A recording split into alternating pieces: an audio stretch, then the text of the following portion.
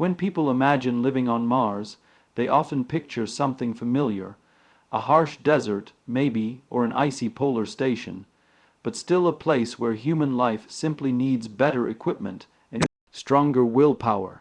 That intuition is deeply misleading. Mars is not a more difficult version of Earth. It is an entirely different physical environment, one that was never meant to host the chemistry of the human body. On Earth, every breath you take is supported by an invisible ocean of air pressing gently against you. That pressure is not just background comfort. It is part of how your body works. Your lungs expand against it. Your blood carries dissolved gases because of it. Your cells are built with the quiet assumption that this pressure will always be there. Remove it and you are not merely uncomfortable, you are incompatible with the environment itself. Mars barely has an atmosphere at all. The air pressure there is less than 1% of Earth's. That's not thin air, in the way mountaineers experience. It's closer to what you'd find at the edge of space. Under those conditions, oxygen doesn't behave the way your biology expects. Even if the air were breathable, which it is not, your body still couldn't use it properly. The pressure is simply too low to sustain the basic exchange of gases that keeps you alive. And then there is the unsettling physics of liquids under low pressure. The human body is mostly water, and water obeys physical laws without caring about human ambition. When surrounding pressure drops far enough, liquids begin to vaporize at much lower temperatures. In an unprotected Martian environment, the moisture in your eyes, your mouth, even the fluids within tissues could begin to boil, not because of heat, but because the surrounding pressure cannot hold them in liquid form.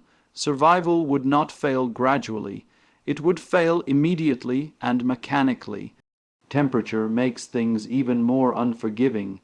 Mars is not just cold, it is unstable. Dramatic swings between sunlight and shadow create extreme thermal stress. Dust storms can engulf the entire planet, blocking sunlight for weeks, but cold and storms are still secondary problems. The deeper issue is that nothing about Mars passively supports life. On Earth, nature participates in your survival. On Mars, nature is indifferent at best and hostile at worst. Psychologically, this changes the meaning of living.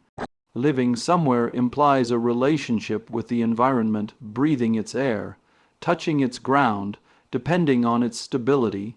On Mars, that relationship does not exist. Every moment of survival would depend on artificial barriers, separating your biology from reality. Remove the barrier, and the environment instantly reasserts itself. So when we say humans might live on Mars, we are really describing something closer to continuous technical containment, a permanent state of protection from the planet itself. And that leads to a sobering realization. Mars is not a difficult home. It is not a hostile home. It is not a home at all. It is a place where life does not adapt. It is preserved temporarily against overwhelming odds. And the question we must ask ourselves is simple. If survival requires total separation from a world, are we truly living there or merely enduring it? There's another danger on Mars that people rarely feel in their imagination, because it's invisible. You can picture cold, you can picture thin air, you can even picture dust storms swallowing the horizon. But radiation is silent, odorless, and completely indifferent to whether you notice it or not. And on Mars, it is not an occasional hazard. It is a constant condition of existence. Here on Earth, we live under layers of protection so reliable that most of us never think about them. Our planet has a thick atmosphere that absorbs high-energy particles streaming through space. Even more importantly, it has a powerful magnetic field that deflects much of the charged radiation coming from the sun and deep space. These protective systems operate continuously, without maintenance, without interruption. They are part of the background generosity of nature, a shield we did not build, but depend on every second. Mars does not offer this generosity. Its magnetic field is weak and fragmented, a faint remnant of what may have existed billions of years ago. Its atmosphere is too thin to absorb much incoming radiation. As a result, cosmic rays and solar particle storms strike the surface with far greater intensity. An astronaut standing on Mars is not simply exploring a new world. They are standing in an environment where energetic particles are constantly passing through their body, interacting with cells, damaging DNA and altering biological processes at the microscopic level. This is not the kind of danger that feels dramatic in the moment. Radiation does not knock you down or make you gasp for breath. It accumulates quietly. Over time, it increases cancer risk, damages tissues, accelerates neurological decline, and interferes with the body's ability to repair itself. The threat is statistical, cumulative, and patient. You may feel fine until the long-term consequences begin to unfold years later. And this creates a strange psychological reality. To live on Mars, humans would likely need to stay heavily shielded, perhaps beneath layers of soil or inside thick protective structures designed to absorb radiation. In other words, the safest way to exist on the surface is not really on the surface at all. You would live underground or inside reinforced habitats, separated from the open environment, not just for comfort, but for survival. That changes the meaning of exploration. It changes the meaning of presence. When stepping outside exposes your cells to continuous damage, the landscape stops being a place you inhabit and becomes a place you carefully limit your exposure to. The world outside is no longer scenery, it is a hazard field, and there is something philosophically profound about that. Life as we understand it evolved in partnership with protection, atmosphere, magnetism, distance from violent cosmic forces. Remove those protections, and existence becomes an engineering problem rather than a natural process. So the issue is not simply whether humans can endure radiation with enough shielding.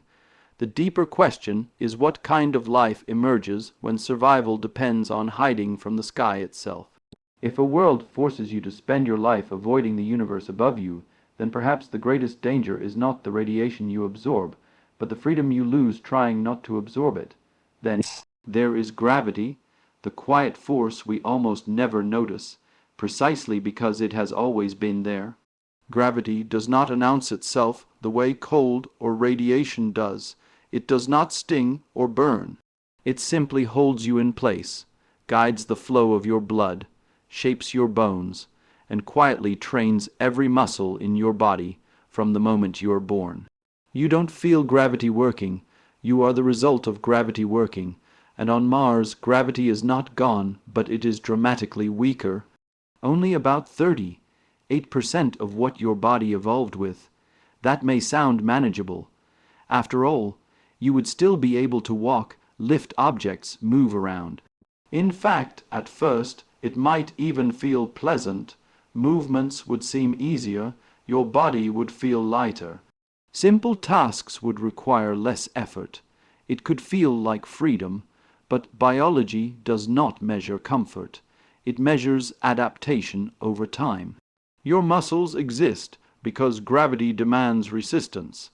Every time you stand, walk, or even sit upright, your body is working against a constant downward pull. Remove most of that pull, and the body begins to conserve energy. Muscles gradually weaken because they are no longer needed at the same intensity. Bones, which continuously rebuild themselves based on mechanical stress, begin to lose density. Calcium slowly leaves the skeletal structure, making bones more fragile and more prone to fracture. This is not speculation. We have already seen it happen in astronauts who spend extended time in low gravity. Even with strict exercise routines, the human body steadily shifts toward a different physical equilibrium. The heart, which evolved to pump blood upward against Earth's gravity, no longer works as hard. Over time, it can weaken.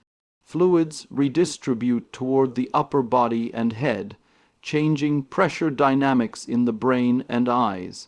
Balanced systems adapt to a new normal that may not translate back to Earth, and that is where the deeper implication emerges. Living on Mars would not just be a temporary physical challenge, it could permanently reshape human physiology. After enough time in reduced gravity, returning to Earth might feel overwhelming. Standing upright could become exhausting. Bones might not tolerate full weight.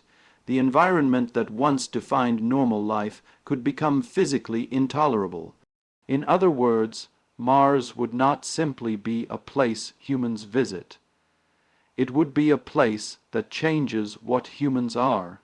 There is something psychologically profound about that transformation. We often think of exploration as expanding human presence without altering human identity.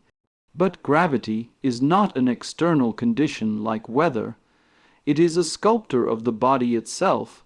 Change gravity, and you change the long-term structure of the human organism. You are not just adapting to a new world, you are becoming suited to it, at the cost of belonging fully anywhere else. And that raises a subtle but powerful question. If living in a new environment gradually reshapes your body so completely that returning home becomes difficult, then exploration is no longer just movement through space. It is a form of irreversible change. Gravity, the force we never notice, may ultimately be the force that decides where we truly belong. Because the moment a world begins to rewrite the structure of your body, it is no longer just a place you live, it is a place that claims you.